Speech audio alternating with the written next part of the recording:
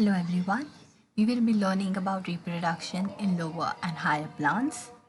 In this video, we will be defining reproduction and understanding the different modes of asexual reproduction.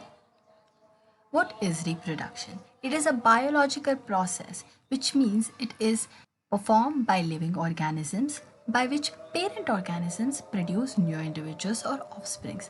This is essentially the process of giving birth. Now, reproduction helps in the propagation of gene pool of the organisms, which means that when a parent gives birth, they are passing on their genetic material to the children, and then the children pass on to their children, which help in propagation of gene pool and thus helps in the continuation of the species. Now, reproduction occurs as sexual as well as asexual in nature. Sexual reproduction is defined by the fusion of gametes. So, in sexual reproduction, you have a male gamete and a female gamete which fuse to give an is characterized by meiotic divisions, whereas asexual reproduction is characterized by a single parent because there is no fusion of gametes and there is no meiosis taking place here, and hence the progeny is genetically identical to the parent, meaning the genetic material of the offspring is exactly identical to that of the single parent. Now, when an individual has morphologically and genetically identical characters, they are known as clones. Asexual reproduction is of different types. We will be studying each of them in detail. Fragmentation is observed in Spirogyra, which is an alga.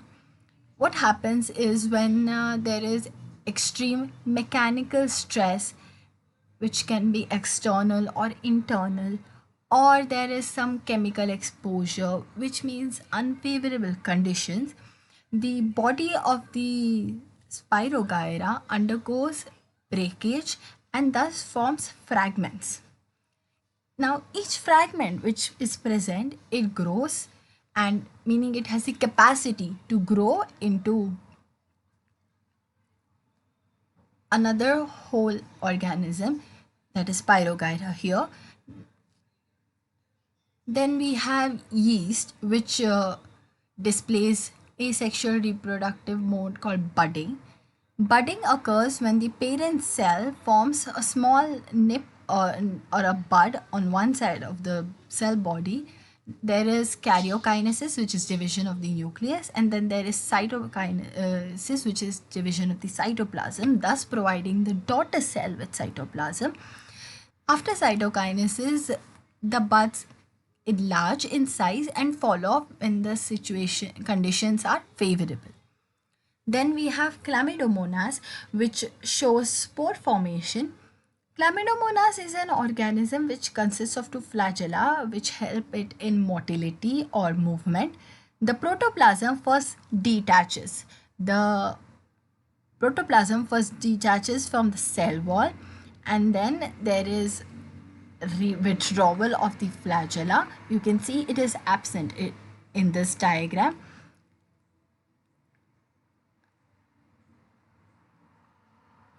Then what happens is the protoplasm divides into two equal halves, in the process dividing the nucleus also, which means the genetic material was doubled.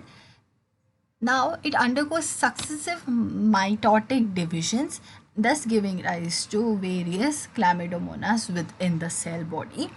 When the conditions are favorable, these chlamydomonas are given out and then they start existing as individual organisms. Amoeba displays binary fission, which is one of the simplest form of asexual reproduction. There is karyokinesis, that is the genetic material is multiplied and the nucleus divides into two. Then cytokinesis, that is cytoplasm also divides into two and hence it gives rise to two daughter cells. Penicillium is a fungus which gives rise to conidia. Conidia are the spore-like bodies which are produced on the fungal body known as hypha. These conidia are majorly used for dispersal, which means it can throw it really long distance, and germination. So wherever they fall on the substratum, they start forming new penicillia bodies.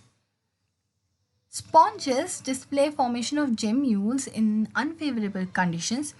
What happens is when there are unfavorable conditions, the body of the sponge starts producing gemmules, which are essentially tiny sponge embryos. Once these conditions are favorable, these gemmules are given out and then they can germinate as new sponges. These gemmules are protected by spicules. Now try to quiz yourself about what you have learned until now. Let's study about the vegetative propagation in plants. Now plants reproduce asexually through their vegetative parts like tubers, roots, leaves, stem, every part except for the flower, because flower is the sexual reproductive organ of the plant, and thus they produce genetically identical progeny. Some plants propagate vegetatively in natural conditions like banana, otherwise it can be artificially induced. Let us see some forms of vegetative propagation. So cutting is one of the forms of vegetative propagation in plant that we humans have exploited.